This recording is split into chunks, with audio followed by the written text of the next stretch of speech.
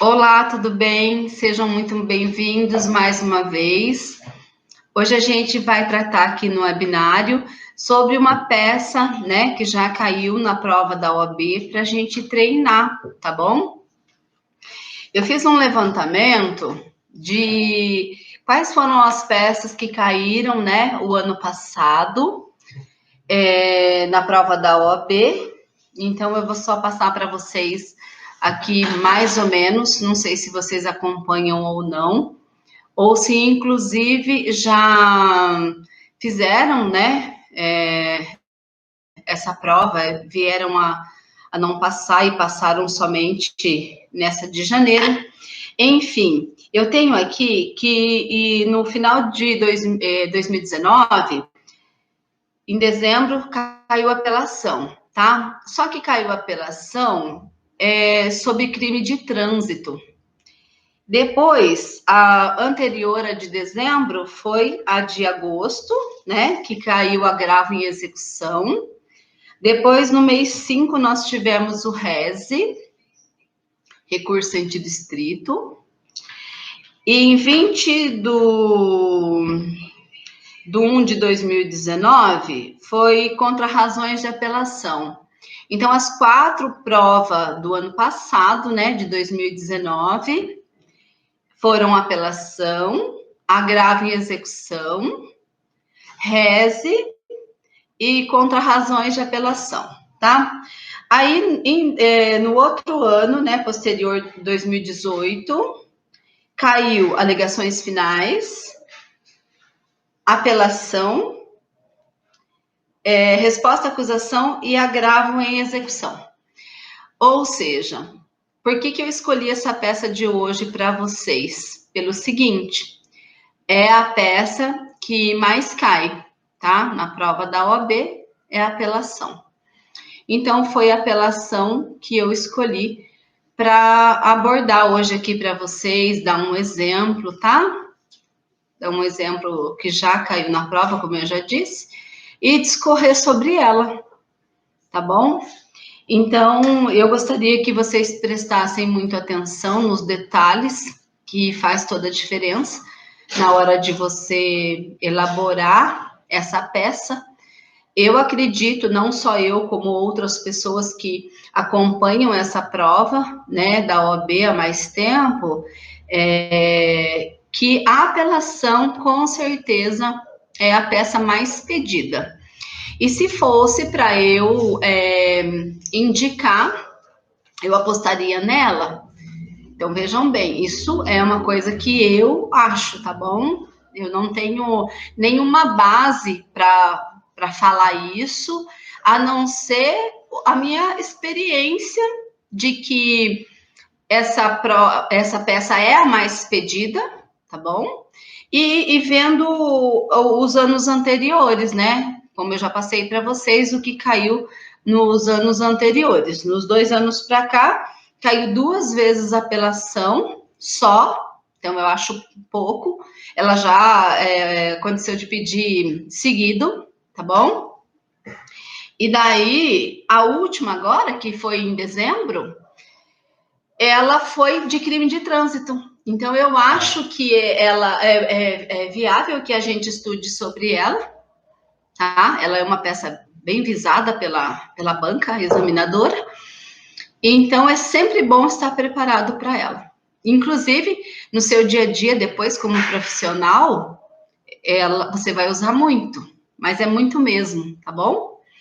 Então, para dar início, eu gostaria de falar para vocês que estão me assistindo para que fiquem até o final, porque senão vocês não conseguem saber desde o início, não acontece de ter uma sequência, vocês não vão entender, não é? Se acontecer de vocês pegar pela metade, e é uma pena, tá? Eu preparei isso aqui para vocês com muito carinho, e eu quero torcer para que caia essa peça e que você vá muito bem, tá bom? Então, eu vou iniciar. Eu fiz uns apontamentos aqui, tá? Porque a gente sabe isso daí na prática. Isso daí é uma coisa que eu já tenho no meu dia a dia. Mas como eu vou passar para vocês, eu preciso ir fazendo por etapa, né? Para que vocês não se percam nesse andamento aí, tá? Então, vamos lá. Eu já falei sobre as provas, a prova anterior, né? Essa aula, ela vai ficar gravada, tá bom?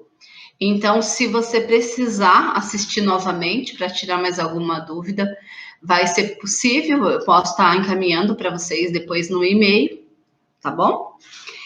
Então, vamos lá. Para que vocês entendam sobre o assunto que eu tratei, que eu vou tratar nessa peça, é importante que a gente passe por duas situações primeiro, ok? E essa situação que eu vou falar para vocês, que é sobre fato típico, antijurídico e culpável, vocês também vão aproveitar nas questões, tá? Pode ser que algumas questões da prova, que são 4, peça alguma coisa relacionada a crime, tá? E é bom que vocês tenham em mente isso que eu vou explicar. Depois também eu vou falar sobre o caminho do crime, o caminho percorrido pelo crime, né? Que é o chamado intercrimes, que a lei fala. Então, vocês precisam saber também isso para a resposta dessa questão agora, e isso jamais vai ser perdido, porque você vai usar no seu dia a dia, e pode usar também nas questões. Então, vamos lá. Eu vou explicar para vocês sobre fato típico. O que é o fato típico? O fato típico é o crime em si, a definição que a lei dá para aquele tipo de delito. Exemplo, furto. Subtrair para si ou para outrem coisa alheia móvel. Esse é o título do crime. Então, uma vez que o agente ele pratica esse crime de subtrair, que é o que a lei impõe, é um exemplo, tá? Para o crime de furto, já configura o delito. Então, quando a gente fala fato típico, ele tem que estar tipificado na lei como crime. Porque se ele não está na lei, ele não é fato típico. Um exemplo tosco, mas só para você entender. A lei fala em subtrair para si ou para outrem. Vamos dizer que o crime dissesse, tudo bem que seria sinônimo, qualquer coisa é contrária ao subtrair para si ou para outrem, coisa alheia móvel, tá? Que é uma coisa que você pode carregar. Se a lei dissesse coisa alheia imóvel, não tem como, né? Não tem como você carregar uma coisa até então imóvel. Então, quer dizer, ele não é classificado como o que a lei determina. Ele não está no artigo de lei, no texto legal. Então, por isso, a primeira coisa que nós devemos verificar é se ele é um fato típico. Esse fato típico que a gente quer dizer é a tipificação penal que a lei determina para cada delito, ok? Antijurídico, tá? O que seria antijurídico? Contrário ao que é correto. O que a lei impõe é o crime. Se a lei coloca a tipificação daquela forma que ela entende como crime, então ele não é legal, entende? Então, vejam bem, antijurídico é porque a lei já considera contrária ao ordenamento jurídico, né? Então, vejam, se um fato é antijurídico, aqui ela já está falando de crime. Aqui ela está se relacionando ao crime. Então, ele é contrário, né, ao nosso ordenamento e ele é tipificado como crime, ok? E o culpável, depois de analisar fato típico, ele tem uma previsão legal. Se ele é antijurídico, ele é classificado como crime. Você vai verificar se ele é culpável, porque nem todo ato ele vai ser culpável ao ponto de ter penalização. Ele pode ser até culpável, porém, ele é amparado por uma excludente de ilicitude, tá? Então, por isso que a gente tem que ver os 3 elementos. Então, vamos lá. Se ele é um fato típico, se ele tem uma previsão legal como crime, 2, se ele é enquadrado na lei como crime. E 3, se ele é culpável, ok? Então, pode ser que ele seja fato típico, pode ser que ele seja antijurídico, porém ele não vai ser culpável. E o culpável aqui a gente está querendo dizer que é passível de sanção e de pena, porque ele pode ser típico, antijurídico, porém não culpável quando ele está amparado por uma excludente de ilicitude, tá bom? E outros casos que a lei determina que não há punição, que é isento de punição, tá? Então, isso você precisa saber. Agora, vamos para a fase do intercrimes. O intercrimes é o caminho percorrido pelo crime. Ou seja, cogitação. O que seria uma cogitação? É um fato de você... sabe quando você diz, estou cogitando uma ideia? Então, é praticamente isso. A pessoa está cogitando uma ideia na cabeça dela, de um crime, tá? Então, ela está cogitando aquilo ali, ela está bolando, ela está analisando uma situação. Porém, essa cogitação não é considerado crime pelo ordenamento jurídico, porque é só um pensamento. Então, analisem dessa forma. Agora, a preparação. A preparação é quando o agente cogitou, ele já pegou ali um petrecho, tá? Ele já imaginou como ele iria fazer na cogitação, daí ele juntou petrechos, tá? E ele tem uma corda, eu tenho uma escada, isso são atos preparatórios que a lei fala. Então, na preparação, o que ocorre? Ele também não tem punição, porque ele está ali juntando coisas, né? Então, nós temos a fase da cogitação, preparação, execução, consumação, tá? Eu pulei a execução aí. Então, vejam, cogitação, preparação, não há crime, não há punição no nosso ordenamento jurídico, que é a cogitação, aquilo que eu falei para vocês, que é o pensamento, só está na cabeça do agente, tá? Aquilo. A preparação é o petrechos lá, que ele pode juntar ou não para aquela conduta, tá? Tem uma corda, tem uma escada, alguma coisa assim. A execução, tá? A execução já é o início e depois a consumação, ok? Então, vejam bem. Preparação, cogitação, não há punição. Execução, mesmo que no início, tá? Já há punição, e como consumação, nem se fale, né? Porque daí é o quê? A consumação total do delito, tá bom? Agora eu vou passar para vocês a questão que eu preparei aqui, para que vocês depois escrevam essa questão e vocês consigam acompanhar o raciocínio, tá? Então, vamos lá. Eu vou ler, depois vocês escrevam e façam os apontamentos, tá bom? Então, ó, José, de 20 anos de idade, foi preso em flagrante por infração ao artigo 157 caput, cumulado com o artigo 14, inciso 2, ambos do Código Penal. Em audiência de custódia, o juiz competente substituiu a prisão pela medida cautelar de comparecimento mensal ao juízo, para justificar suas atividades. José foi denunciado perante a 4ª Vara Criminal de Campo Grande, Mato Grosso do Sul.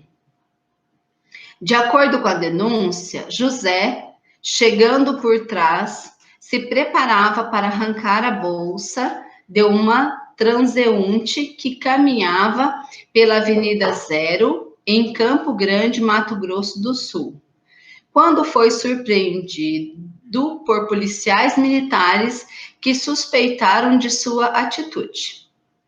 A denúncia foi recebida em 10 de 2 de 2015 e o acusado foi citado para oferecer resposta à acusação, o que fez no prazo legal. Como o juiz entendeu que não havia motivo para absolvição sumária, foi designada audiência de instrução e julgamento. Na audiência, o acusado foi reconhecido pela vítima, Maria, que informou não ter percebido se seria assaltada, até a intervenção dos policiais. Já os policiais, ouvidos como testemunhas, foram firmes na narrativa do acusado, relatando a atitude suspeita do acusado. No interrogatório, o réu admitiu que tinha intenção de subtrair a bolsa de Maria, pois estava desempregado e precisando de dinheiro. Encerrada a instrução, sem diligências a serem produzidas, após os debates, o juiz condenou o acusado a pena de 4 anos de reclusão e 10 dias multa. Foi fixado o regime semiaberto para o cumprimento da pena, justificando o magistrado que, apesar do acusado não ser reincidente, o crime de roubo é grave e merece dura repressão. A sentença foi publicada em 20 de março de 2019. O Ministério Público não recorreu, tá? Ao final, a banca diz assim, ó, constituído advogado pela família de José, você foi intimado ontem para apresentar a peça cabível, diversa de habeas corpus. Ou seja, aqui ele já disse para você que não é habeas corpus, correto? Então, vejam bem, os apontamentos que a gente vai fazer dentro da questão, que é muito importante. Então, eu sugiro que vocês deem uma lida, tá? É preciso que na hora da prova vocês deem uma boa lida, comecem a anotar data, tá bom? Porque a gente vai observar se há prescrição. A prova da OAB adora pedir prescrição, tá bom? Então, assim, ó, fiquem atentos às datas. Muitas vezes ela só vem para deixar o candidato ali mais estressado, né? E fazer, talvez, ele perder um tempinho em analisar a parte de prescrição. Mas é pedido muito, tá? E a prescrição tem um pezinho também na prova, um pezinho meio altinho, né? Na hora do examinador lá, for dar aquelas notas, né? Quanto ao endereçamento, as teses, tá? Então, é importante que vocês saibam. Então, vejam bem, analisando novamente o enunciado, você percebe que eles falam que José aqui tem 20 anos de idade. Então, esse 20 anos, você já deixa ele reservadinho ali. Porque muitas coisas dentro da lei, você sabe que é a partir de 21 anos, tá? E maior de 60, 70. Então, você tem que sempre observar quando ele falar a idade menor de 21 ou de 60 a 70 anos, tá bom?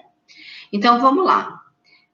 Já observamos que o enunciado traz que ele tem 20 anos, correto? Foi preso em flagrante pela infração do artigo 157, que é o roubo, tá? Cumulado com o artigo 14, inciso 2º, que é a tentativa, ok? Em audiência de custódia. Então, quer dizer, houve audiência de custódia, porque hoje não pode mais deixar de realizar, tá? A audiência de custódia. Se você observar que houve um flagrante e que não houve audiência de custódia, não pode mais ocorrer isso daí, tá bom? Então, a partir do momento que ela foi implementada, ela tem que ser vista pelo juiz, esse acusado, ele tem que passar por essa audiência, tá, de custódia. Aí continua assim, o juiz competente substituiu a prisão por medida cautelar de comparecimento mensal ao juízo, ok? Até aqui tudo bem. Percebam também que ele coloca a vara, tá? Quarta Vara Criminal de Campo Grande, Mato Grosso do Sul. Isso também para você é importante, porque vai constar no endereçamento, tá? De acordo com a denúncia, aqui eles falam que ele chegando por trás, tá? Se preparava. Isso aqui é importante para a gente na hora da tese de defesa.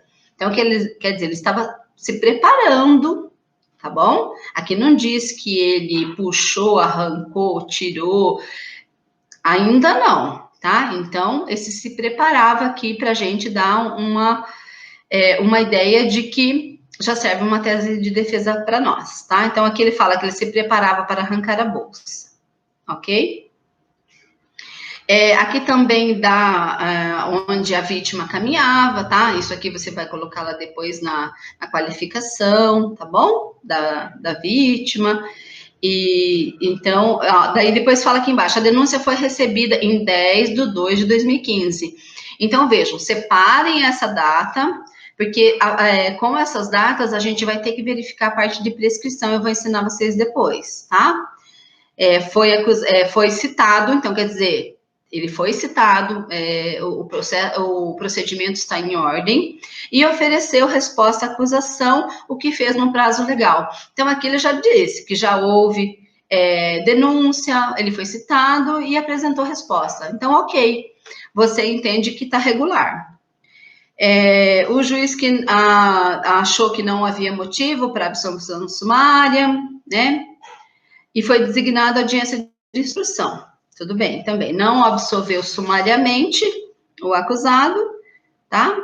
Na audiência, o acusado foi reconhecido pela vítima. Até aqui, um ponto um pouquinho negativo, tá? Porque a vítima o reconheceu, então tem um certo pezinho pra gente na parte de defesa.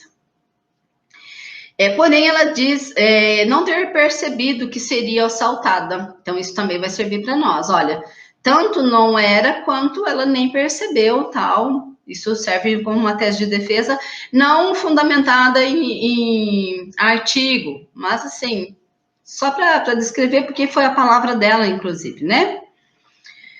Agora, os policiais foram firmes na narrativa, tal, que falando sobre o suspeito.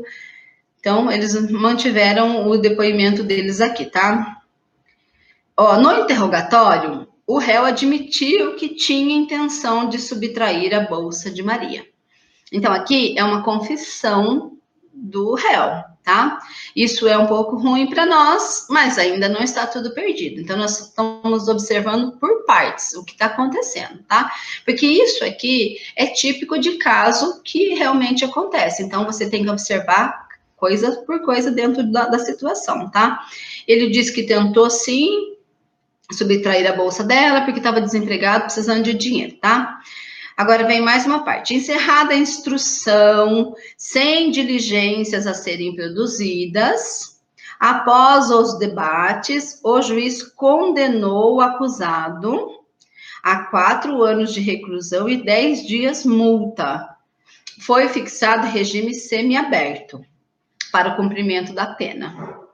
Justificando o magistrado, apesar do acusado não ser reincidente, tá? Vocês precisam observar todas essas coisinhas. O crime de roubo é grave e merece dura repressão. É isso que ele argumentou. A sentença foi publicada em 20 de março de 2019, outra data. Deixa ela no cantinho ali. Coloca denúncia tal data, sentença tal data. Mas o Ministério Público não recorreu. Então, nesse parágrafo, vou fazer várias observações com vocês. Encerrada a instrução, sem diligências a serem produzidas, após debates e julgamento, o juiz condenou. Então, quando o enunciado fala, o juiz condenou, ou na sentença o juiz fixou, então, encerra a fase processual, correto? E qual recurso é cabível contra a sentença? Apelação, ok? Apelação é o recurso cabível contra a sentença, tá? Então, vamos lá. Então, aqui a gente já definiu nossa peça. Porque falou de instrução, já houve debates, né? Julgamento, condenou. Então, na condenação, a gente sabe que teve a sentença. A sentença condenou a 4 anos e 10 dias multa em regime semiaberto, ok? Todas essas informações é preciso para que você vá analisar depois, beleza? Ele não é reincidente. A sentença foi publicada em 20 de março, o Ministério Público não recorreu. Quando o Ministério Público não recorreu, que cai no iniciado, a gente já sabe que transitou para ele, tá? Para o Ministério Público. Ele não quis recorrer, ok. Mas nós iremos recorrer, né? Dessa decisão. Então, feitas essas observações, agora eu vou começar a falar para você sobre a apelação. Então, a gente já definiu que a nossa peça é apelação, né? Então, vamos lá. Caberá apelação no prazo de 5 dias, tá? 5 dias. Agora, conforme vocês for lendo, vocês vão ver onde o caso de vocês se enquadra. Então, é preciso vocês leiam o enunciado com muita atenção, fazer aquelas observações que eu falei, e depois vir aqui, seja a apelação, ou seja, outro recurso cabível, e ler tudo sobre aquele recurso, tá, gente? Não adianta você ler só uma parte ali, a não ser que você tenha absoluta certeza, você já tem prática nisso, você já costuma mexer com isso, tá? Mas se não, você olha tudo que fala sobre aquele artigo, incisos e parágrafos, tá bom? Depois, são no prazo de 5 dias. 1. Deu uma quedinha aqui, tá bom? Da internet, agora eu vou continuar. Aqui fala o seguinte, das sentenças definitivas de condenação ou absolvição proferidas por juiz singular. Então, o 1 já é o nosso caso, tá? Depois, no 2, ele fala das decisões, tal. Aqui refere-se ao recurso em sentido estrito, tá bom? No capítulo anterior, tal, depois vem falar do tribunal do júri. Então, o nosso caso não é crime contra a vida, então não cabe no tribunal do júri. Quando você sabe excluir isso, você já fica tranquilo. Bom, não tem nada a ver com o tribunal de júri, é competência do juiz singular mesmo, não é competência de júri. Então, tem coisas que você já vai excluindo, facilita para você, tá? Agora, atenção ao prazo. O prazo aqui, para interposição dessa apelação, interposição é aquela primeira pecinha que você vai direcionar para o juiz, o juiz da causa que a gente costuma falar, o juiz que proferiu a sentença. Então, essa peça de interposição, ela é super simplesinha, você vai dizer nela que você vai recorrer. Essa peça você tem que fazer em 5 dias após a sentença, tá? A data da intimação da sentença, você tem 5 dias, tá bom? E as razões, né, elas podem seguir depois. O que a gente faz, ou cabe você fazer ou não, depois na prática, você vai fazer nos 5 dias, você vai, sabe? Só que, vejam bem, vocês não podem passar do 5º dia para fazer interposição, tá? Vocês fazem tudo, né, que é a interposição e as razões, ou faz só a interposição nos 5 dias, e depois vocês terão mais 8 dias, de acordo com o artigo 600 do caput do CPP, vocês terão 8 dias para interpor as razões do recurso, que essas razões irá para o tribunal, ok? Então, interposição é para o juiz que julgou a causa, vejam bem. E as razões será para o tribunal competente para avaliar aquela apelação, ok? Outra coisa muito importante também, que eu preciso dizer para vocês, é a contagem do prazo, tá? A contagem do prazo, memorizem o seguinte: começa no dia útil e termina no dia útil. Estranho, tá? Mas eu vou dar um exemplo. Vamos lá. Como seria, começa num dia útil? Eu coloquei 3 exemplos aqui para vocês. Se você recebeu a intimação na quarta-feira, tá? Você recebeu a intimação, você entrou lá no sistema e você viu a intimação quarta-feira, tá? Aí ela começa a correr, como eu disse, começa no primeiro dia útil subsequente, tá?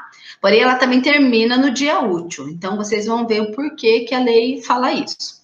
Se você foi intimado na quarta-feira, então veja, aí a gente vai contar quinta, sexta, sábado, domingo, segunda, tá? Então veja, o quinto dia útil termina na segunda-feira, que é o seu prazo. Você não vai pular sábado e domingo, ok? Por quê? Eu disse lá, começa com o dia útil e termina em dia útil. Então, segunda-feira, pela nossa contagem, é dia útil, tá? Então, observem bem isso, que é muito importante também. Não só para a prova agora, que eles estão pedindo, mas no seu dia a dia. Isso tem que estar gravado na sua cabeça. O exemplo 2. Recebeu a intimação na sexta-feira, tá bom? Sexta-feira, quando que começa a correr o seu dia? Se é dia útil, segunda, terça, quarta, quinta, sexta, na próxima sexta é o quinto dia útil, tá? Então, essa é uma outra situação. Agora, um terceiro exemplo é que você recebeu a intimação na segunda-feira. Então, vamos lá, começa a correr no dia útil subsequente, né? Terça, quarta, quinta, sexta, sábado. Sábado é dia útil? Não. Então, o seu prazo vai se prorrogar para segunda-feira, para a próxima segunda-feira. Ou seja, começa a contagem no dia útil e termina a contagem no dia útil, tá bom? Outra coisa que eu preciso dizer para vocês, agora sem exemplo, tá? Isso geralmente não cai na prova, isso daí é mais prática. Feriado, dependendo do feriado, né? Se é um feriado nacional ou se é uma suspensão de prazo, você vai verificar isso depois. Porém, se isso cair na sua prova, que não costuma cair, tá bom? Mas se vier a cair, você tem que saber. Se o feriado, lá no enunciado, ele vai dizer, nesse dia tal, não houve, aí a contagem é diferente, tá? Eu nem vou falar agora, para não misturar na sua cabeça, porque eu ainda não vi cair. Mas se cair, ele vai ter que especificar que aquele feriado ou aquela suspensão não conta como prazo. Então, o que você vai fazer? Você vai pular ele e seguir essa contagem do jeito que eu disse, tá bom? Então, feitas as observações sobre a apelação, agora nós vamos passar para as teses, né? Então, observem bem, isso aqui vai fazer com que você ganhe os seus pontos, tá? Então, vamos lá. Vou pegar de novo o enunciado. Então, veja bem. A primeira coisa que nós identificamos aqui, que a gente precisa verificar, é sobre a pena, tá? Então, aqui tá que o juiz sentenciou em 4 anos de reclusão e 10 dias multa, em regime semiaberto, tá? Então, vamos lá. Veja bem, o crime de roubo, você vai sempre pegar pela pena inteira, para você poder verificar a parte da pena.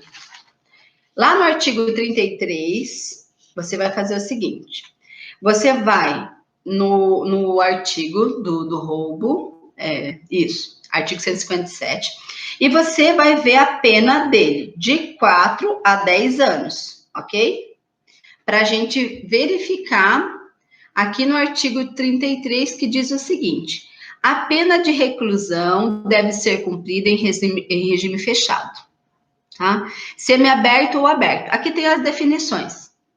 Se o regime vai ser fechado, semiaberto ou aberto, ok?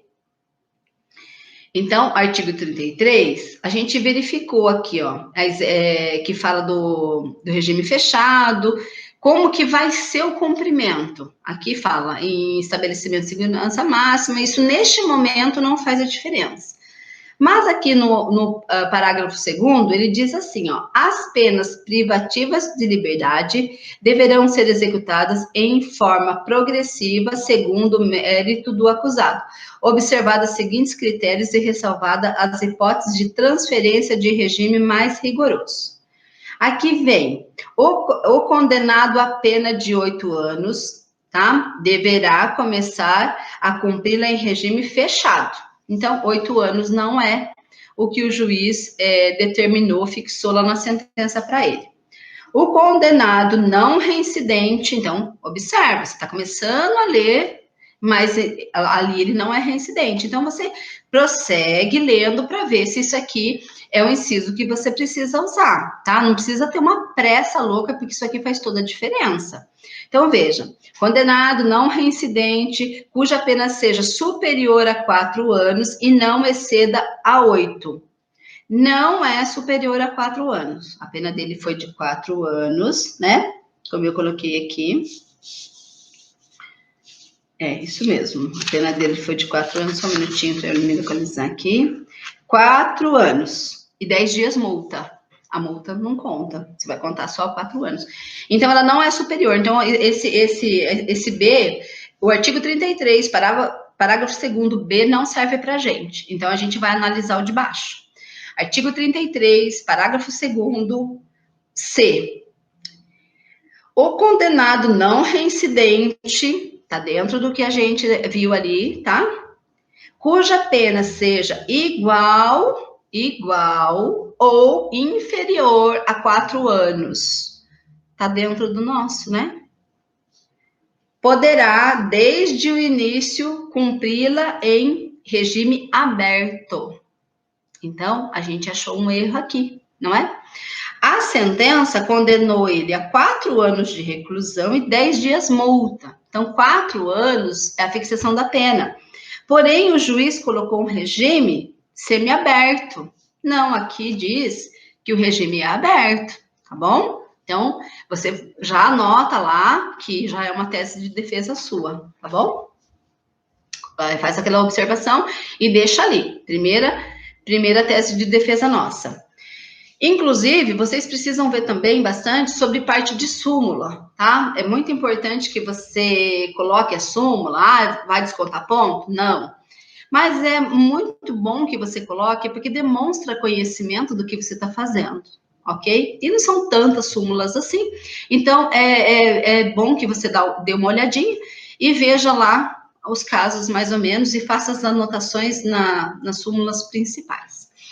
Inclusive, a súmula 440, tá? Ela diz assim, ó, fixada a pena base no mínimo legal, é vedado ao estabelecimento de regime vedado o estabelecimento de regime prisional mais gravoso do que o cabível em razão da sanção imposta, com base apenas na gravidade abstrata do delito.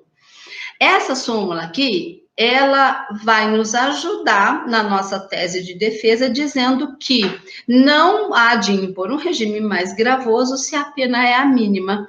Então, se o nosso caso se encaixa no artigo 33, parágrafo 2º C, então essa súmula vale para a gente. Você vai formalizar a sua defesa também nessa súmula, tá? Agora, então, essa é a nossa primeira tese de defesa. Agora, vamos para a parte de analisar aquelas datas que eu falei para vocês, ok? Vamos lá. Quanto às datas, vocês observam o seguinte. Aqui, lá o enunciado coloca data da denúncia, 10/2/2015, e data da publicação da sentença, 20/3/2019. Ok. A gente vai dar uma olhadinha lá na parte da prescrição. Então, eu sugiro para vocês que, independente da peça ser apelação, vocês deem uma olhadinha no artigo 109 do Código Penal, que fala da parte da prescrição. Quando começar, inclusive, ter muitas datas aí, quando eles colocarem muitas datas. Então, vou explicar para vocês como é que faz isso, tá? Vocês vão, tá? Lá no roubo de novo, e vocês vão ver quando é a prescrição para esse crime de roubo, ok? Então, vamos lá. Não, esse não. Então, vamos achar aqui qual é o nosso artigo. Artigo 109 do Código Penal. Ele diz assim, a prescrição antes de transitar em julgado a sentença. Então, a nossa sentença não transitou em julgado para a defesa. Ela transitou para a acusação, porque lá eles falam que o Ministério Público não recorreu, ok? Então, transitou para o Ministério Público, que é a acusação, para a defesa, não. Nós somos a defesa, tá? Então, vamos analisar. Antes de transitar em julgado a sentença, salvo disposto no artigo 110, regula-se pela pena máxima de pena privativa de liberdade combinada ao crime. Então, observe que esse parágrafo 110 primeiro é o nosso caso, que é que diz, ó, sentença transitada em julgado para acusação. É bem típico do que aconteceu lá no nosso enunciado, tá bom? Então, vamos ver agora que o fato dispara o prazo prescricional. Porém, ele interrompe na data da denúncia. Então, houve denúncia e interrompeu o prazo, tá? E depois, com a publicação da sentença. Depois da denúncia, começa a correr de novo o prazo de prescrição, sendo interrompido com a sentença, né? Publicação da sentença, que foi o que aconteceu. Ok. Então, veja, a prescrição não ocorreu no nosso caso, pois entre a publicação da sentença e a denúncia passou na nossa soma lá, a gente foi lá e calculou, da data da denúncia, da sentença, 20/3/2019, se passaram 4 anos, 1 mês e 10 dias, ok?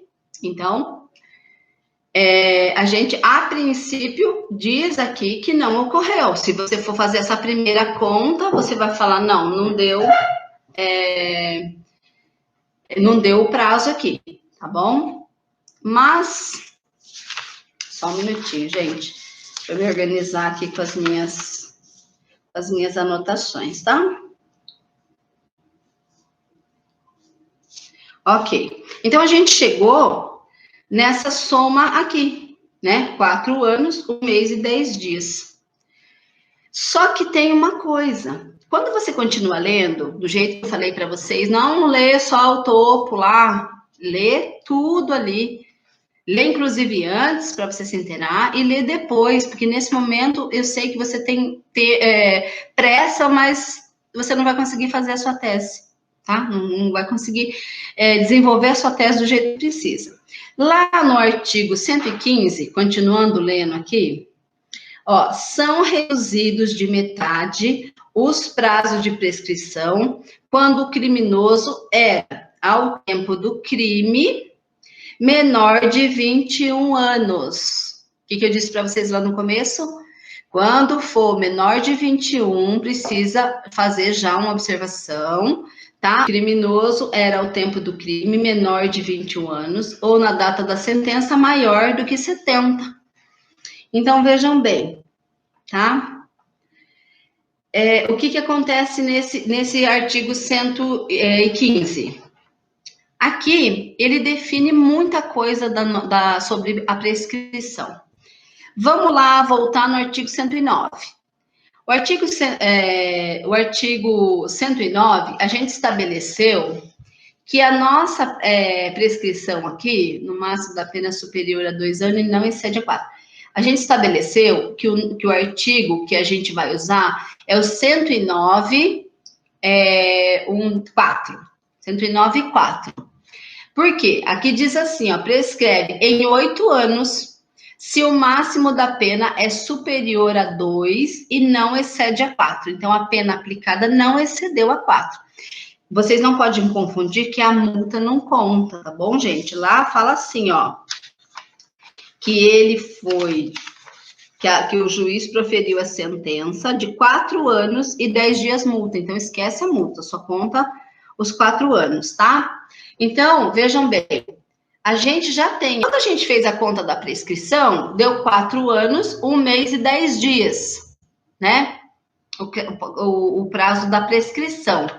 Então, não encaixava nos 4 anos. Passou de 4 anos, então não tinha como pedir prescrição. Então, é isso que eu quero que vocês entendam. Quando fora, estava fora do que a gente achava. Daí, você pensa, ué, como que eu faço agora? Não deu a prescrição. Só que quando você lê o artigo 115, aí você já verifica que a sua situação mudou. Porque aqui fala que serão reduzidos pela metade o prazo de prescrição quando o criminoso era, ao tempo do crime, menor de 21. Então, quando a prescrição, a gente reduz pela metade, então aquele 8 anos aqui do artigo 109, inciso 4, ela já cai para 4 anos, tá? Ela cai para 4 anos, porque reduziu pela metade devido à idade do acusado. O enunciado diz que ele tinha 20 anos na data do fato. Então, veja, 8 anos segundo o artigo 109 do CPP, que seria a pena a prescrição, no nosso caso, reduzido pela metade do artigo 115, então nós temos 4 anos para a prescrição, tá? Então, veja, ele está dentro dessa prescrição, ok? Porque entre a denúncia e a sentença, deu 4 anos, 1 mês e 10 dias. Então, se prescreve em 4, né? Como diz aqui o 115, reduzido pela metade. O 109 diz 8 anos. O 115 diz pela menoridade dele, reduz pela metade. Então, encaixa na situação do nosso acusado, né? Do acusado que a gente faz a defesa, que a gente está fazendo a parte da defesa. Então, veja, já temos uma outra tese. Você sabendo que a peça é apelação, você sabe de qualquer modelinho, ok? O modelinho que você pegar aí, não tem como eu passar aqui para você, infelizmente, o modelo. Se eu pudesse, eu passaria, tá? Mas você seguindo o modelo de uma apelação, você vai fazer o quê? Lembra que eu falei da interposição? Então, a peça de interposição é 5 dias, né? Então, nessa interposição, olhando no enunciado, voltando no enunciado, você vai ver que essa interposição, ela é feita para o juiz da sentença, ela é encaminhada para o juiz que proferiu a sentença, tá? Então, juiz de primeiro grau.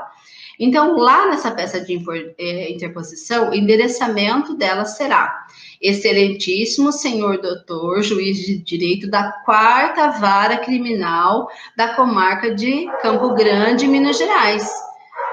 Desculpa, Mato Grosso do Sul. Então, veja, no enunciado, ele deu que é na 4ª Vara, tá? Ele deu que ele está sendo processado pela 4ª Vara Criminal da comarca de Campo Grande, Mato Grosso do Sul. Então, você vai colocar. Se ele não tivesse falado, você não iria colocar isso aqui. Vejam, você só vai se pautar ao enunciado, ok? Então, tome muito cuidado com isso, que você perde ponto. Se você colocar uma coisa que não está lá. O que tiver no enunciado, você coloca. O que não tiver, por mais que você fale, não, aqui está faltando, não importa. Não é para colocar, tá bom? Então, a interposição será para o juiz que deu a sentença, juiz de primeiro grau, da 4ª Vara Criminal, ok? Agora, as razões, em 8 dias, né? Aí, as razões, nós temos um prazo de 8 dias. As razões vai ser endereçada por Tribunal de Justiça do Estado do Mato Grosso do Sul, tá bom? Então, vejam, interposição sempre para o juiz que proferiu a sentença. O recurso, sempre para o tribunal daquele estado, que aqui está falando, tá? Que é o estado do Mato Grosso do Sul, ok?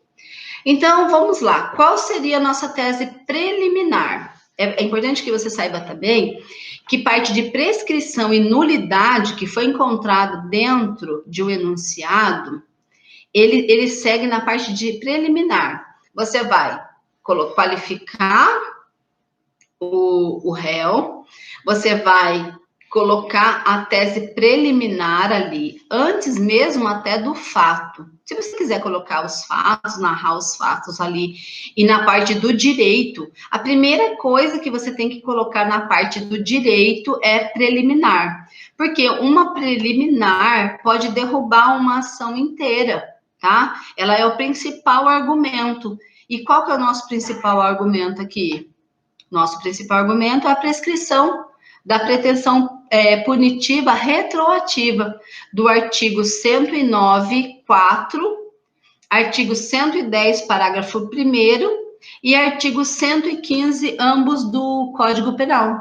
Então, você vai usar todas essas teses na sua preliminar. E a preliminar de prescrição é muito forte, por isso que ela tem que estar após o direito, que é onde você começa a falar do direito, colocar na sola ali a prescrição ou a nulidade que você encontre dentro do caso concreto, tá bom? Então, a primeira tese nossa é preliminar, como eu já disse para vocês, que seja reconhecida a pretensão punitiva retroativa do artigo 109, 4, artigo 110, parágrafo 1º, e artigo 115, ambos do Código Penal, ok? No mérito, a gente vai falar sobre a existência do fato, tá? Por quê? Porque, veja bem, aqui no enunciado, ele está sendo acusado pelo artigo 157, né? Cumulado com 14, 2, que é a tentativa. Agora, vejam bem o que eu vou falar para vocês. Lembra que lá na parte de fato típico, antijurídico e culpável, eu disse para vocês que vocês têm que observar se aquele delito é crime, ok. Depois vocês lembram que eu passei para vocês sobre intercrimes, que tem a parte da cogitação, preparação, que não são puníveis. Depois eu disse que tinha execução e consumação. Ok. Para ser crime no nosso ordenamento jurídico, precisa ter iniciado a execução, tá? Ou então, pelo menos, consumado. Neste caso, como está no enunciado, houve um cadamento numa tentativa, porém, não houve uma tentativa. Porque aqui o enunciado é muito claro em dizer que os policiais abordaram o José por acharem que ele iria praticar a conduta. Não foi isso? Ó, de acordo com a denúncia, José, chegando por trás, se preparava para arrancar a bolsa. Então, veja, se no intercrimes a fase de cogitação e preparação não é punível no nosso ordenamento jurídico, não consta aqui em nenhum momento que ele sequer puxou a bolsa da Maria, ou que ele tenha tentado com algum gesto subtrair aquela bolsa. Não, chegando por trás, se preparava. Mas se preparava para nós não é crime, ok? Então, o que você vai dizer? No seu mérito, você vai pedir sobre a inexistência do fato, tá? A inexistência do fato está no artigo 386, veja bem, do CPC. O juiz absolverá o réu, mencionando a causa na parte dispositiva, desde que reconheça estar provada a inexistência do fato. Então, a nossa defesa vai se pautar no 386 do CPP, aonde diz sobre a inexistência do fato. Então, uma tese de mérito preliminar nós já temos, né? Que é a prescrição. Aí, só que essa é tese preliminar, não se esqueça. Daí, em outras teses de mérito, nós vamos dizer que o fato não existiu, tá? Porque ali, os policiais, quando fizeram a abordagem, ele estava atrás da pessoa, mas ele sequer fez algum gesto ou um ato que enquadra numa tentativa, tá? Porque a tentativa aqui no artigo 14, ele diz assim, ó, artigo 14.2, disse o crime tentado quando? Iniciada a execução. Que início de execução? Não tivemos nenhum início de execução, tá? Não se consuma por circunstâncias alheias. Então, veja bem, não houve sequer um início, tá? Então, por isso que a gente vai argumentar no 386.1, ok? Também sobre a modificação do regime de cumprimento da pena, do artigo 33, parágrafo 2º C do Código Penal e súmula 440. Lógico, por mais que tivesse a condenação teria que ser em regime aberto, pelo que a gente viu, e não semiaberto, como colocado na sentença, tá? Aí vocês vão me dizer, nossa, mas a prescrição já não derrubaria tudo?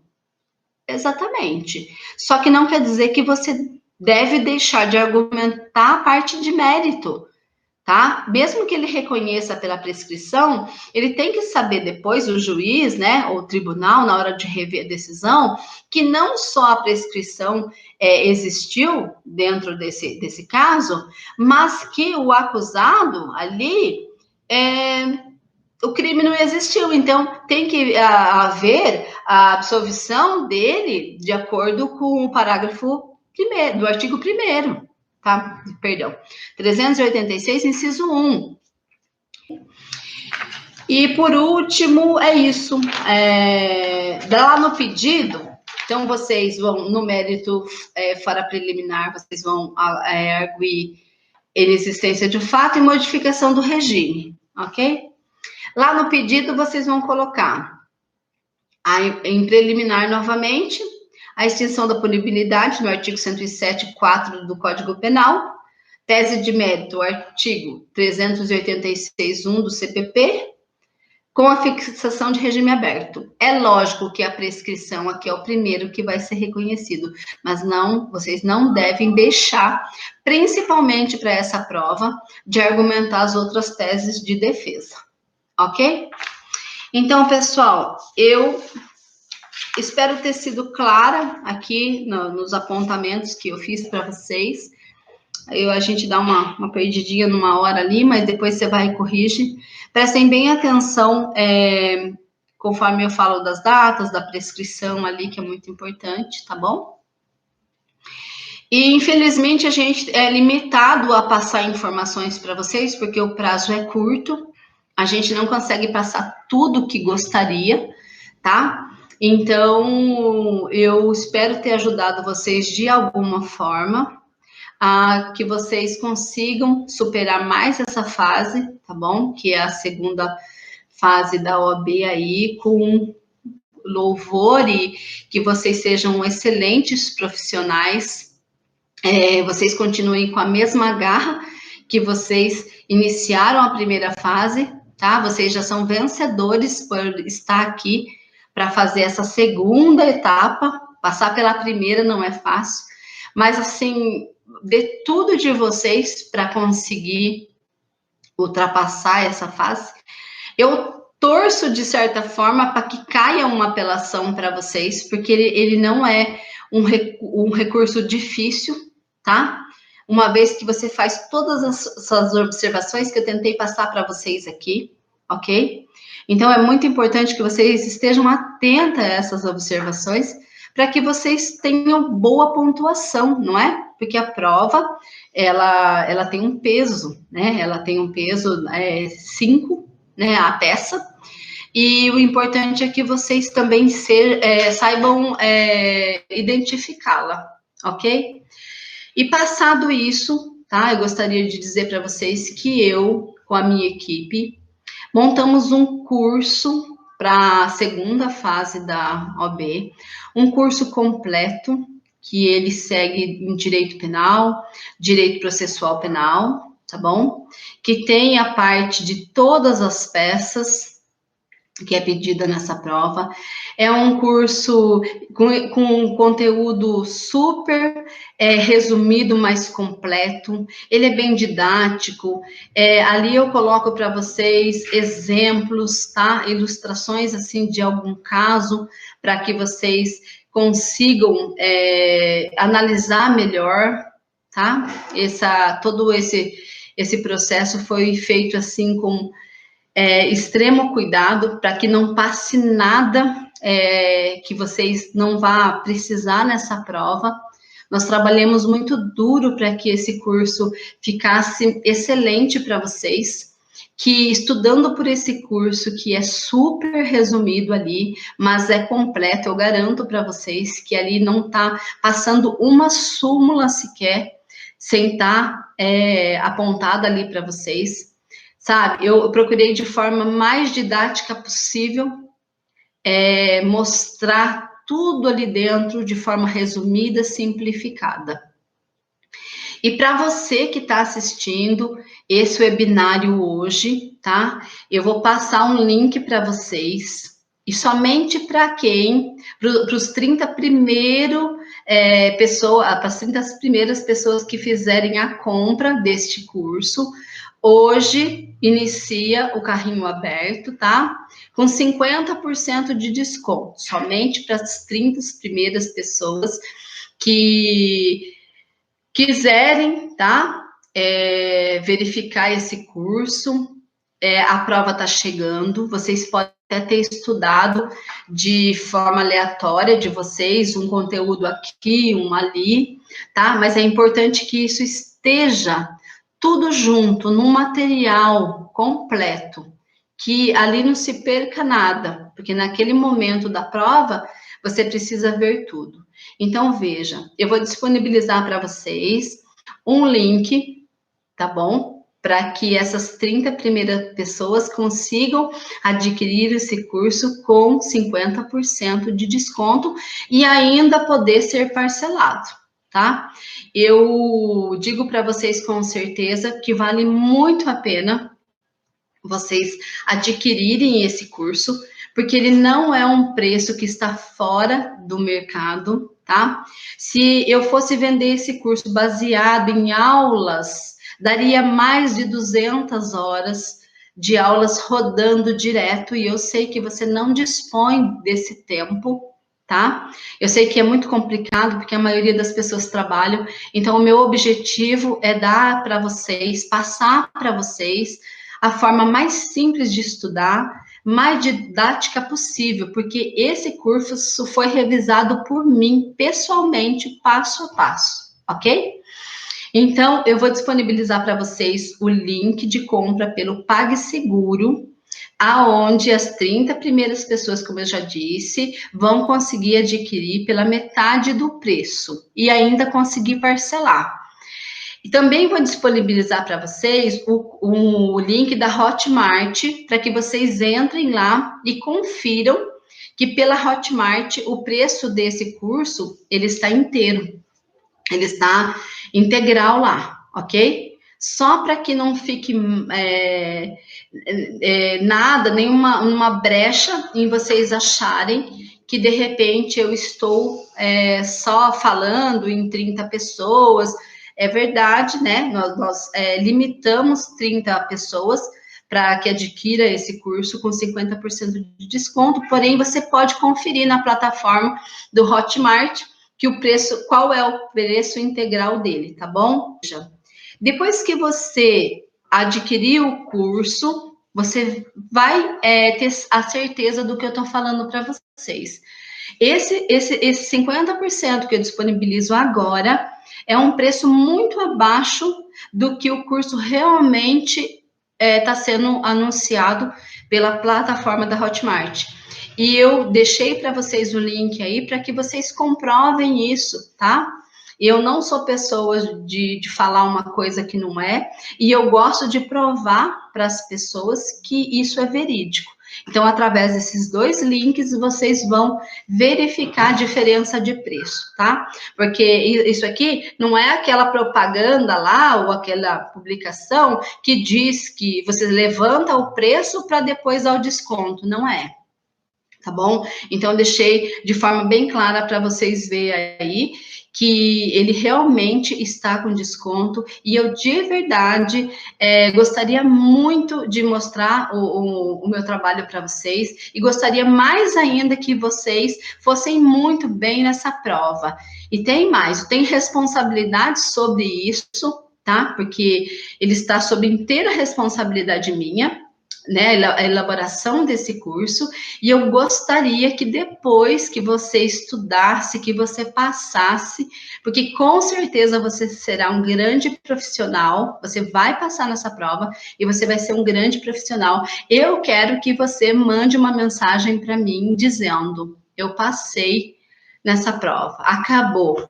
Hoje eu posso pegar minha carteira, né, da ordem, hoje eu tenho o meu número, eu posso advogar, eu sou reconhecido como um doutor, ok? Como uma doutora.